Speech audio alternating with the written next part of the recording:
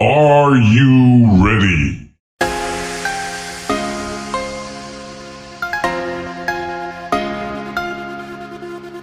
Hello everybody, welcome back to Only Leeds Bros, and this is your pre-match build-up for Cardiff City away on the weekend.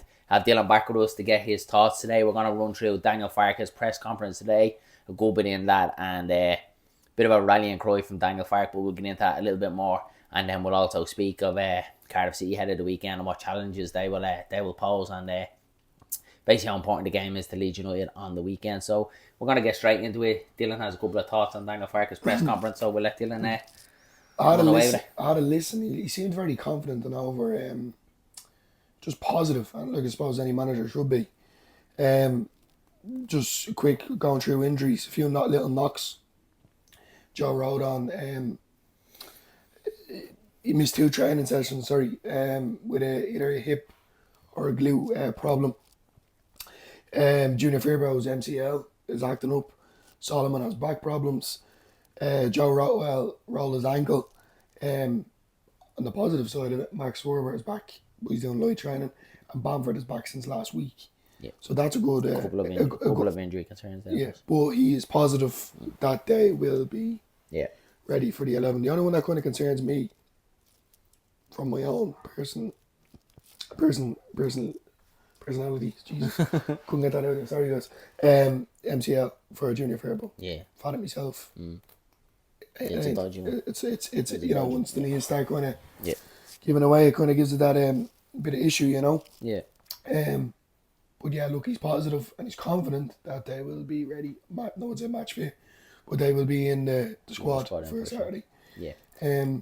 Yeah, that's as far as for the injuries. The questions that were asked, more or less what I got from it was the partnership between Ampadu and Gruev.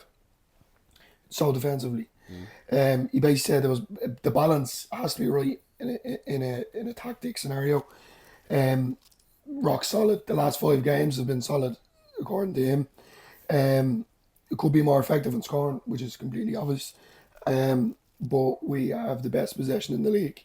But unfortunately, from what I can take from it is possession ain't going to win you the league, and it's certainly not going to win you matches. So, what do you think about that? Yeah, look, there was some I agree with it, and obviously he gets into a lot of facts, and to me, when he starts kind of talking about where we rank in possession-wise, XG, goals against, goals for, to me, look, it's all... We'll go through what he said, sorry for cutting you off, about the statistics. I know, just to me, that's all kind of... It's nonsense, like, you know what I mean? And like the whole kind of XG kind of pulled me back to the whole Jesse Marsh kind of thing, and I know you kind of have to have some sort of metrics to go off, and to me, look, it's completely irrelevant, and he was kind of just saying what the obvious was, like, yeah, we had the line share possession, yeah, we should have scored goals, and right, that's all, like, well and good, but he's also leaving out the side of it is about that second half performance was he made his subs too late as usual. Again, like, there's no one asking the questions there. Any of the journalists ask the questions like, why are you bringing on the subs too late when it's glaringly obvious that it needs to shake up? Like, it's the same thing all the time, and that's what I kind of like the journalists kind of push them type of questions on him a little bit more, because everything that Daniel Farke said today is everything that I expected him to say. He was always going to come out. He was always going to be calm. He was only going to say it's 1 loss and 5. He was always going to disregard the Middlesbrough game, which he basically just wiped it out and pretended that it didn't happen. He did speak about a little bit, kind of saying that it was kind of like an experiment, that type of game, that they didn't go their usual kind of defensive structure. Obviously, the personnel that he changed. So, for me, it was everything I kind of expected him to say. But it's all in irrelevance for me, kind of, to be honest with you. The only thing I was kind of looking forward to the interview was kind of injury concerns. He didn't say anything about Ampadu, which I'm obviously delighted about, because we really need Ethan Ampadu. So kind of the presser to me today was kind of irrelevant, because I kind of knew what he was going to say anyway. It was just the injuries that I was interested in. But for me, the weekend it's action. It's action that's going to have to be seen. Like, he can talk and calm things down and talk about percentages and stuff like that. To me, it's irrelevant. He has to put it on the pitch. His football has been boring. It isn't attractive to watch. At times, when they do move the ball quick, it's good. So it's that side of things that I think he should be more kind of looking at is that why is it like that? Why Yeah. was it a poor second half? It's that type of stuff you kind of want the manager to speak Yeah. on, that you don't really get asked some questions. Now, whether it's kind of when they go into the room and the journalist's going to tell, well, don't ask this question, don't ask that question. You're not going to be you're not going to be answering anything on this. So unless that's kind of like a pre kind of questionnaire like that they're already after getting. So yeah, to me, like, they don't really kind of ask the hard questions you kind of wanted to be asking. The presser was kind of everything I expected it to be. So it's, for me, yeah, there's no more time to talk. It's action now for Farke on the weekend. I like that. And I said, I'm not Farke out. I do think he's the second best manager that we've probably had in 20 years. That's all well and good, but I do think Cardiff is a massive game. If we don't win at the weekend, the pressure's on him big time. Yeah. Going back to that question that was asked, as I said, he went into the statistics about it. So possession based, they're first in the league. We're first, sorry. Passing accuracy, we're first. Shots against us, we're second. Shots in general, third. Expected goals against us, we're first. And expected goals for us, we're second. So he broke that down. What annoyed me about that was he didn't go into the detail of what about plan B. And there is still, to this day, still no plan B as far as I can see. It's just chucking these players on in the 70 minute and hoping something or someone will. The individual Save quality, he relies the day, heavily you know? on it. Yeah, he relies heavily on the individual quality, and that's the issue now at the minute. Is, look, we haven't, Solomon's still getting into it. We haven't seen Ramazani yet, so we don't know what he's going to bring to the table. He could be like Somerville, like we're already comparing him to Somerville. We haven't even seen him play yet, so he does rely heavily on individual quality. So it remains to be seen for me. And he did kind of allude to it, like, this is a totally different squad. When you look at it from last year to now, it is a mini little rebuild that Leeds have to do. There's a lot of players after moving on. There's a lot of players after coming in.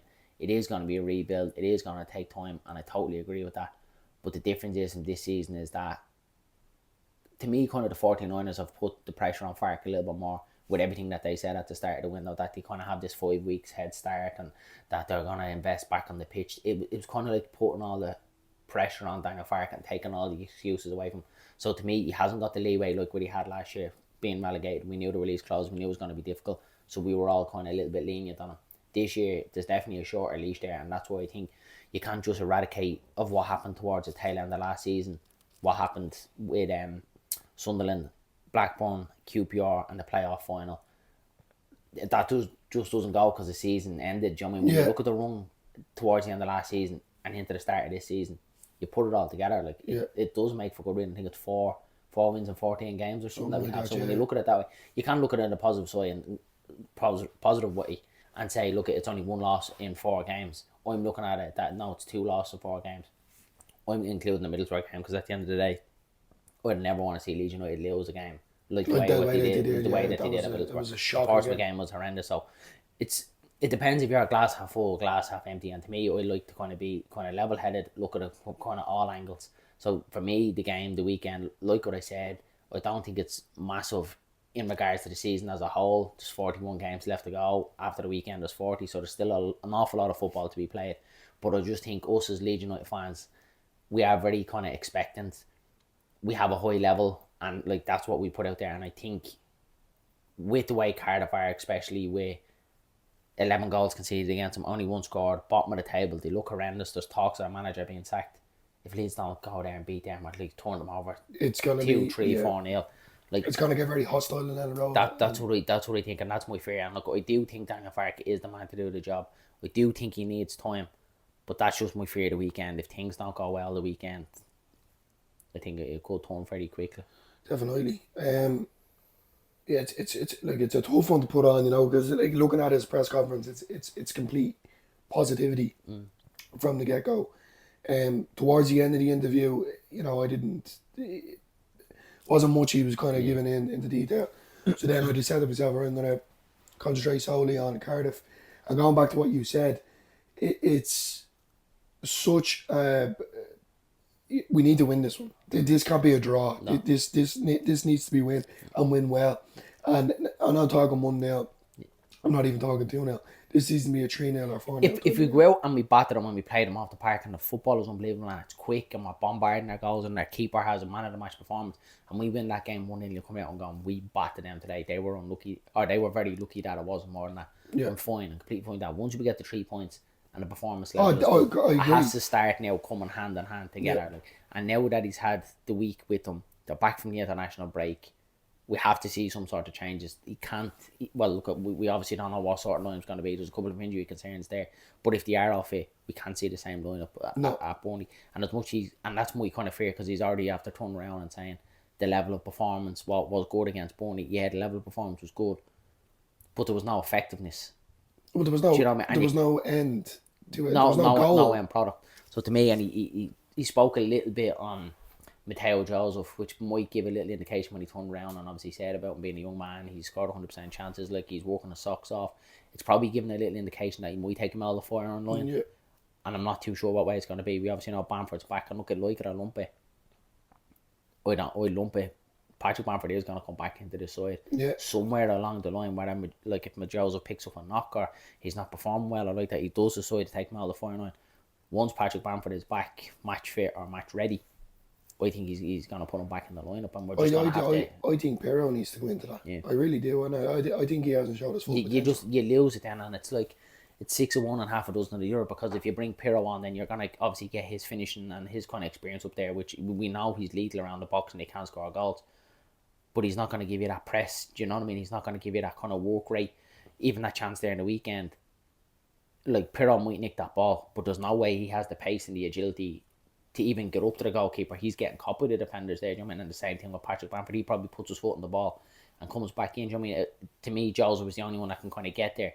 But it's kind of like if you could just make the perfect player where you could have Joseph kind of nicking the ball and then Pirro finishing it, do you know what I mean? Yeah. So, yeah, look, they're obviously, there's a conversation there to be had with Pirro, whether he does take him out of the foreign line at Cardiff. I don't think he will. I do think he probably will start him, but it probably will depend on how this game goes for Matteo Joseph going into Coventry at home, how well he performs. He is performing at a high level, but if he kind of gets off the mark, if he misses another sitter, do you know what I mean? Will Daniel Farke be tempted, right, look at maybe we'll take him out of the foreign line. So, Bamford hasn't shown any contribution, I'm going to say. Yeah, but he hasn't done in what, 5-6 months. And it's getting to the point now where, no disrespect, I'd fade him out for the minute. And I know that's hard to say. There's newer players. It's easier saying that, but I just don't think he will. Oh no, he won't. I know he's going to rely on experience. He spoke last year as well about the lack of experience in the team. A lot of experienced players left the team, and like that, as I said, like at Olympia, Patrick Bamford is going to be an experienced player for us, and to kind of help Matteo Joseph along with his progression in his career as well.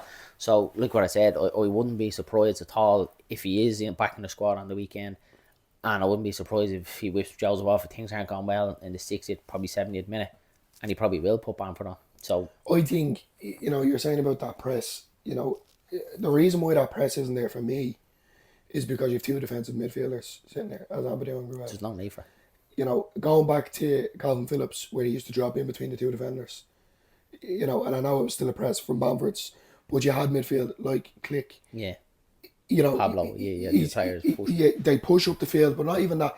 Click would be the type of person, he'd have a go. Yeah. Whether it's a shot or whether he's going to take a challenge. But, why not give Tanaka a go? That he has to. I think he has. If he gives Tanaka a go in midfield, would you not put Piero up top? Then you have that press. Yeah. And then Ampadu can drop. Yeah. I just think it's more an effective way to play. Yeah. And then, fair enough, if you have Bogle or Fairbairn still running the lines, but then you've still three at the back. Yeah. That's a serious three at the back. Rodon, if he's fit, Ampadu, and strike. Yeah. It's just, I just think it's a better system that would work, and it would work to get Piero on the score sheet. Piero on the end of it, yeah. And then like that when Dan James is fit. I want to see Ramazani as well. Like, he's obviously said a little bit about Solomon, and it does sound like he probably is going to miss out with a back injury. So I would like to see Ramazani. I think it's time that we did see him. It's time to kind of let the handbrake off now. He needs to take out that double pivot in the middle of the park. And it's not like what we keep saying. It's not like Ampadu and Gruev have been playing badly It's just that the two of them don't work together. They don't give us that progressive, the ball carrier, bringing the ball forward and driving with it. I mean, that's what we need to see now. It's time. We've said it. So yeah, it's time. I think he has to take Gruev out, and it's not like that. He's performing well. I think he has to take Gruev. He has to put Tanaka on, because what we've seen of him and the little clips, he is a progressive midfielder. He will carry the ball forward, and he will do that job for you. So look, at hindsight is a great thing, and all we can do is just see on Saturday what he kind of brings to the table. But the performance has to be there, and more importantly, above anything else, it has to be 3 points. It has to be. I just think what the Gruev and Ampadu in that middle of the park, for me, that's the type of lineup, or sorry, system. If you're not wanting to concede, unfortunately we did, but I don't mean it in that sense. We want to be going out there and hammering teams. You know, for me, we're the best club in the league, and I'm not saying that. I'm not very controversial. Yeah. That's just what I believe. But you need that midfield to play higher up the park, and you need a ball carrier, as you're saying. Having Gruev and Ampadu, the only reason why you bring, look, you're not going to take Ampadu out. To bring Gruev on, or even start Gruev, is you're coming up against a team that has been battering teams week in, week out, and you're going to try and do what Burnley done to us and catch them on the counter. That's the only way, for me, you'd be putting Gruev on that team. Give Tanaka a go, let's see what happens. I'll put Pirro up top. Just change it up a little bit. Yeah, it's not working. Yeah. And go again. You know, now, don't get me wrong, goes out with the same lineup on Saturday, and exact same, like no one's injured, etc. And we hammer Cardiff 3-0. I'm not going to come back in here and go, yeah, great, that needs to start again next week. Whether they play different or not, you need to bring these players in, give people an opportunity, change it up, and see what happens. Ramazani in there, he's going to be quick off the mark, as you're saying. He's going to be like Somerville. Tanaka is going to be unreal. You can just see it him. He's quick, he moves the ball well, and he's always facing the goal. You know, this knocking it back, He wants to get forward. it's giving Burnley the chance to come up the field, and we don't want that. It's not working. There's a time and a place for that double pivot, and there's probably games where we're going to have to do where we're under the cosh. Look at Leicester last year would have been a prime example. Like, you're going there, the league leaders, you know what I mean, they'll run away with the league, go there with the double pivot then, you know what I mean? Like, don't set up to be cautious, but like, let's just be a little bit reserved, and let's see how they kind of set up. But at Elland Road, do you know what I mean, against an inferior opposition, it has to be just one sitting midfielder and let Tanaka go in there. Look at Tanaka might work the weekend. Do you know what I mean? Might look at Tanaka and go, oh, jeez. But at least you come in here and go, right, you know, that didn't work. I'm saying it in the sense. They broke us down. We were like, there was nothing in the middle of the park. Tanaka couldn't deal with it. Ampadu couldn't deal with it. We need Gruev back in there. And that's what it is. It's all hindsight. But at the end of the day, like, we can only just sit here as fans and give our opinion. And we, as fans, will always give our opinion, the hindsight or the other side of the fence. And if something's not working, we'll always say, right, try this. And then you might try it and it doesn't work and go, all right, that didn't work either. Like, at the end of the day, Farke works with these players every single day. He knows their attitude, their application to train, and like basically that, how they're developing. Their mentality overall for me. So Farke has to be the man, and that's why he's manager of this club. That's why he's been given the job to get Leeds out of this Premier League, is because they think he's good enough to do it. And that's why I think it's enough time kind of all this talk, and the press conference was irrelevant, as what I said to me. It's time now, Cardiff on the weekend. It's the 6th game of the season. We need to be front and centre. We need to be up in that top 2 from now the whole way through the season. We can't have this thing falling behind where if we go to Cardiff the weekend, we draw, or Jesus, God forbid, a loss. Man, the other teams around us start picking up points. West Brom, your Sunderland again, Sheffield United, they pick up points and like they start running away with it. Do you know what I mean? That's where the questions then from fans will be starting to ask of Farke, and then that could start turning the 49ers' head. If Farke ends up getting sacked, you're ripping up the whole book then, and you're starting again. And look, that's what I don't want, because who are you going to get in for one, and then who are you going to get them to, do you know what I mean, get these players up to speed straight away. So to me, there's a lot riding on this game on Saturday. It's bigger than I think we kind of realise. And again, it's not in Leeds United season, but it's for Daniel Farke himself, and I think he knows that. It's time for action. As I said, though, looking at him in that press conference, he was completely positive. Yeah. And I'm behind him. I am 100% behind him. But these new players need to start making an impact. Yeah. Rutter, Somerville, Gray, Kamara, fair enough, Kamara, but like, you're still a smashing player.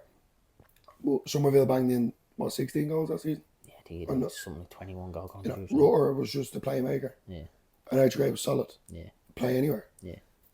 You bought Tanaka, Ramazani, and Rowell on loan and etc. The other players as well. It is, like, it's a mini But- rebuild, and I agree with him. Like, it is going to need time, and that's fine. But that doesn't excuse the second half performance on Saturday. No. And that doesn't excuse his substitutions. Yeah. His substitutions that absolutely baffled the whole fan base. So, like, look, there's two sides of looking at it. Do you know what I mean? And, like, that's what I'm saying now. We just need to go out. We need to do the business the weekend. We need to impose our style on Cardiff City. And there's one thing that I want to see from the very, very start is I want our press to be there, and I want the ball to be moved quick, because that's what really, really frustrated me on Saturday against Burnley, is that Real it was slow build-up, far too slow. And then when they Far, were far getting somewhere, Burnley had it stopped. They were going back. Yeah. And it needs to be. It's that. One, it was the final pass, and two, it was just The risk, sluggish. the risk in the right area. Yeah. We're risking in the wrong area. Yeah. We need to start making them risk closer to the But like, box. if forget about the second half, that first half, I know it sounds strange. I was actually quite positive. I was like, right, we're 1-0 down here. We've played really well. Yeah. Now we go out and it was a minor mistake. Yeah. It cost us. We lost 3 points because of it. But the first half overall for me, it was actually quite good. It could be better. Yeah. Look, it could always be better. But I actually found positives in that. But that second half, Yeah. That's what we really- need to right down wrongs. We need to, like, that. I am positive. I do think we will. I do think we'll turn it around. And that's what I just want to eradicate that Burnley game. Like, and it's like that. And it's like when you even play football yourself at your own kind of juvenile level or schoolboys. When you lose a match, you just want it to be the next match, because you just want to forget about the match, because you think about the whole week, you think about the mistakes, you think you could have done this, you could have done that. And that's what I think Leeds have to do, is go to Cardiff, play them out the park, get the 3 points, and put Burnley behind us. And I think that, like, that's just going to be the best way. And Farke just needs to silence the crowd down and go, look, I have this. I'm positive. I am positive about it, but there's, like, a little bit of nervousness there for me. Yeah. The what if it doesn't go right? Do you know what I mean? leads you. Yeah, like, what if it doesn't go right? And, like, if the 49ers pull the trigger and sack him, then, like, it's just scrapping up the rule book. So there's a lot riding on it for me. It's a massive game for Daniel Farke, and I hope it comes through. I hope we can just start being the Leeds that we want to be now. Start being dominant, like what I've been saying. I just want us to be the bullies. I want us to impose our style. And look, we have to. If we're going to get promoted and we're going to get out of this league, we have to be beating Cardiff. We have to be beating Cardiff. It's just that. Definitely. Yeah. We're going to go with predictions. Yeah. What do you think? I'm going to say 3-0 3-0 to Leeds. Yeah. Be nice. It would be nice, wouldn't it? That would be nice. I'm going to say 3-0. I'm going to say strike, score a header. Fairbo's definitely getting an assist in there. If he's fit. If the knee is If right. he's fit, yeah. I'm going to say Nanto and I'm actually going to say Pirro. Yeah. Yeah. Pirlo. Nanto, Pirro and strike. I'm gonna go. I think it's gonna be tight. I think it's gonna be tight again. I do think again we'll have the Lions share possession. Cardiff are gonna sit in. They're gonna be very defensive. It's gonna be all Leeds moving the ball. Yeah, Leeds are going to be. Yeah, it's gonna be Leeds again. Like same way at Burnley. I'm gonna say 1-0. I'm gonna say 1-0. I think it's gonna be Katie, and I don't mind that. I hope it's 1-0. Just get the 3 points and get out there and move on to the next one. Put Burnley behind us. Put the 3 points on the board, and we move on from there. I'm gonna go 1-0 and Patrick Bamford. It's gonna happen. I'm telling you, Jose will be whipped off to 70th minute. And Bamford will come in and A little tap in. Be off his quarters. He'll win off his arse or something like that. Yeah. Something like, or it will be like a talking point, to be a controversial decision, like where he's miles offside or something like that, or a handball or something like that. It'd be a typical. Or someone hit him in the back of the head. Or it could be a worldie, like against Peterborough, and he buries the top corner. What a goal. But, What a man. yeah, look, no, I do think we will. Now, all kind of joking aside, I do think we win. And let's just get back to the Leeds, like get Burnley away from me, because it's since Saturday it's just been breaking out. Like forget about it, and then it comes back. I just think we need to win as much possible games that we can win now before another international break. Yeah, it's these next 5, and it's the next 5 in the block. Like we go be Cardiff, brilliant, good start. The next 4 after that, then Coventry at home is going to be tough. Norwich, Sunderland, and then we've got Sheffield United. Like they're really, really tough these next 5 games, and that's why I think the next 5 games are going to determine where we are in the league and what lies ahead for Daniel Farke. So yeah, look at nervous couple of weeks ahead, but also look at this is why you follow football, this is why you support football. It's the ups and downs of everything. And look at it wouldn't be the Leeds way if we done it right and went out on hockey and teams. Yeah. That's what I think like fans want. Look at where would be the joy if you went out every single week and hammer teams 3 or 4-0. Like you know what I mean? The ups and downs kind of make it. So look at let's hope we can kind of get back positivity around the club. And back in Daniel Farke and back in the players. Look at 3 o'clock kickoff as well on Saturday. Be a good crowd going to Cardiff as well. So yeah, let's hope the atmosphere is good. It always is. The Leeds away end is always cracking as well. Let's hope we can get the atmosphere back up at Ellen Road as well. So yeah, let's just keep. Do you reckon they'll wear the yellow jersey? Yeah, they will. Yeah, well, no, they might. No, they might clash. The third kit will. Yeah, the third kit will probably clash with Cardiff a bit. Yeah, they'll wear the yellow, I'd say. Yeah, the yellow. Yeah, they'll wear the yellow. So hopefully they get them in with that yellow. Yeah. But it'll be an interesting game of positivity, you know. And yeah, we'll go from there. Get the 3 points. Yeah. Right, guys, we'll wrap it up there. So that is your Cardiff City match build-up. Myself and Dylan will be back on Saturday. We'll do a little short video, a little match prediction, and we'll put it out there what we think. And then straight after the Cardiff City match, then we'll do an instant match review. Then we'll kind of give our raw emotional thoughts straight after the game. Hopefully after 3 points where we're doing a bit of a fist pump and hopefully 3 points and a point. You know? And yeah, we'll go from there. Anything to kind of add before we just let us know in the comments below with the score predictions. Yeah, jump in the comments, guys. I said things are moving forward for us now here at Only Leeds Bros. Some of you might have seen we have a new logo there today. New intro, and we're getting better at the edits and stuff like that. And we have a couple of things and ideas going on in the background that's going to be rolled out over the course of the next couple of weeks to kind of grow the channel even more. That will obviously benefit you guys. We kind of had a little chat about doing a giveaway as well, soon enough as well. We're kind of looking to hit a marker first before we start doing giveaways and stuff like that. So yeah, the channel's going to keep growing, guys. So stick with us, as we keep saying. Thanks for all the support that we've had so far. And yeah, just keep subscribing, guys. And yeah, don't forget to share with your friends, your mates, anyone that you think will be interested in a bit of Leeds content. Also share it on to them as well. And we appreciate everyone. So yeah, that's it from us. Thanks a mil.